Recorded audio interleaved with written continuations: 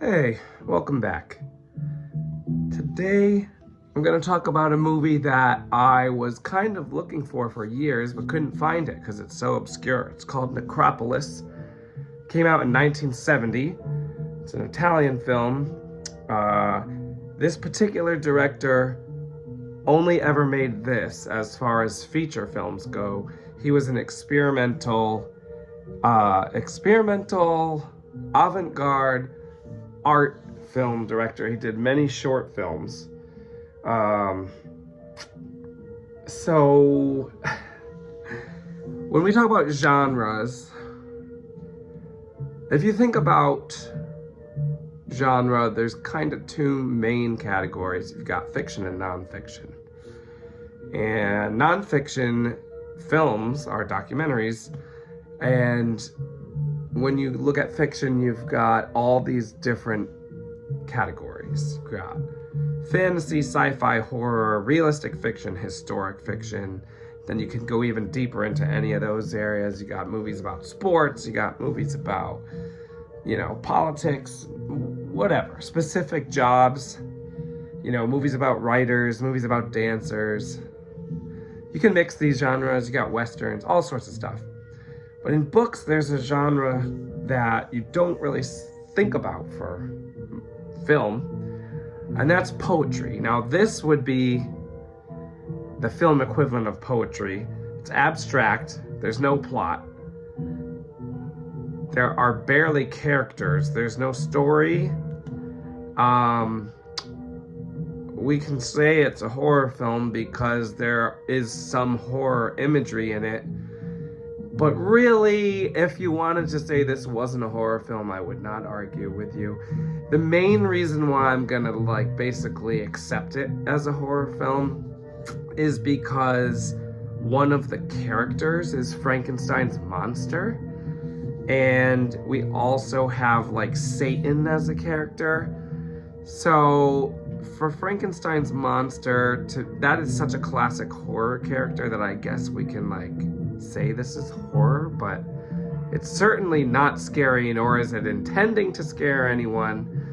There's also literally no plot, so it's really hard to argue that it is horror other than some of the imagery. Now, that being said, Frankenstein's monster just looks like a regular person wearing green clothing.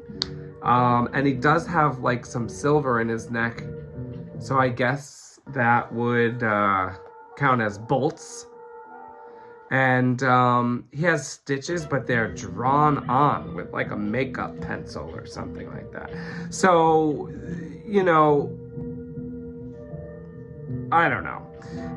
Like I said, there's no plot. This is definitely not my kind of film. I did see that some people out there like it. Some people like it a lot. I think that's kind of how poetry goes and how art goes, especially abstract art. I don't know. It's there's parts where no one is talking. There are parts where the same person is talking for 8 minutes straight. Frankenstein's monster talks really slowly. He definitely has a monologue that goes on for 7, 8, 9 minutes. What he's saying kind of doesn't matter. I don't know, maybe it matters to someone. I don't know. It's so abstract. I just it's not my thing at all. If you are looking for a horror film, this is not gonna satisfy you. If you have a completely open mind, maybe it will. I'll just go through a few of the actors here. For me, I'm gonna give it a 2 out of 10. I recognize that I don't like it and that someone else may like it. So just keep that in mind if you feel like watching it, although good luck finding it.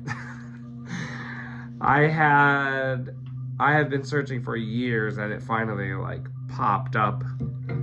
I don't know how anyone else would find it. Nicoletta Machiavelli is in it. She was in a few spaghetti westerns that I had seen from the late 60s. My favorite one of those was called Hate Thy Neighbor from 1968. Had George Eastman in it. He's good. Had Horst Frank in it. He's good. And honestly, Nicoletta Machiavelli doesn't have that significant of a role in any of these Westerns, nor does she have a significant role in this. In fact, it was hard to even identify her. Same goes for Tina Almont. Tina Almont, she was in Arcana. That is a 1972 Now, see, that's an interesting, somewhat abstract, artsy Italian horror film. I like that. But there is, like, somewhat of a plot in that. Anyway, I did a video on that one, if you want to check that one out. That one I liked. We also have Pierre Clementi. That's a French actor. Now, this guy is kind of interesting. He was in this movie from 1966 called Anti-Gang Brigade. It was a really cool French, like, bank heist movie. I think that was at the beginning of his career before he, like, delved into this, like, weird avant-garde film, like, community. Because Anti-Gang Brigade is, like, a regular movie. And it was awesome. He was also in Belle de Jour, which is French for Girl of the Day. I believe it's about a prostitute. I actually saw this one quite a while ago. I watched it for some other reason other than him being in it. But he was actually the best part of the movie. That was from 1967. Both of those movies are French. He's French. But then he starts appearing in these abstract Italian films. One was called Pigsty. I couldn't even finish it. One was called Partner. I couldn't finish that one either. They were both probably more enjoyable than Necropolis, but he's in this too. Actually, he's the guy you see on the horse there. He is naked on the horse. I think he's supposed to be Attila, according to a description. He has like a weird like bird of prey that he like kind of plays with. We also have Bruno Corassari, who played Frankenstein's monster in this movie. He was in The Strange Vice of Mrs. Ward from 1971 and Seven Bloodstained Orchids, also from 71. Did a video for each of those movies. He had a relatively small role in all of these films, but he is in all of them. He was also in a few spaghetti westerns before that. And this also had an appearance by the American actress Viva, who was part of Andy Warhol's like crew, and they did a lot of abstract art and film and other media, and she's weird in this. And interestingly, this movie is in 4 different languages. It's in Italian, French, German, and English. It depends who's talking, and like Viva speaks English most of the time, but then like speaks French sometimes.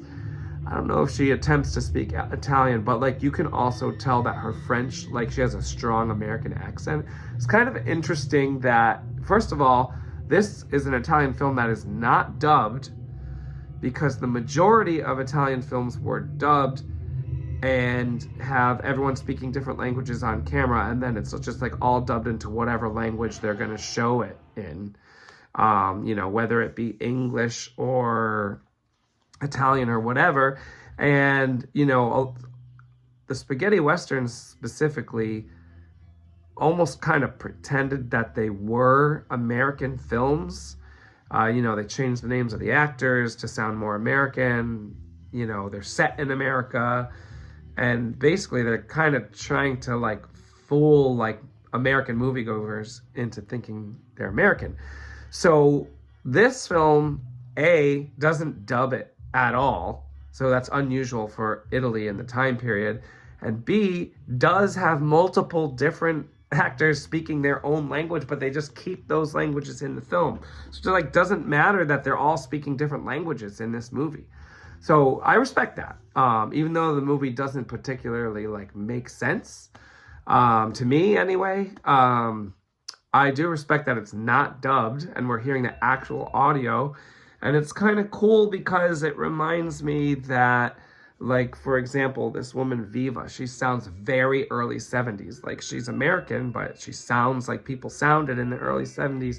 And it reminded me that the same is probably true for Italian actors. Like, if I watched a lot of Italian movies from the modern day, they probably would sound different than, you know, the way Italian people spoke in the early 70s. Although I don't often get to hear early 70s Italian because usually it's dubbed. So anyway, that's probably enough thoughts for Necropolis. By the way, if you didn't know, Necropolis, I believe, is Latin for City of the Dead, which again implies that it's going to be a horror film. This should not be confused with the 80s Necropolis. There's another film called Necropolis. I think it's from like 87 or something. Probably would like that one more, but we won't be getting to 1987 for quite a while. Anyway, this might be the last 1970 film I ever do because I've pretty much exhausted that year, and I thought I had before, but then this one popped up. So I guess another one could pop up, but we're probably done with 1970. So there you go. All right, we'll see you next time. Thanks for watching.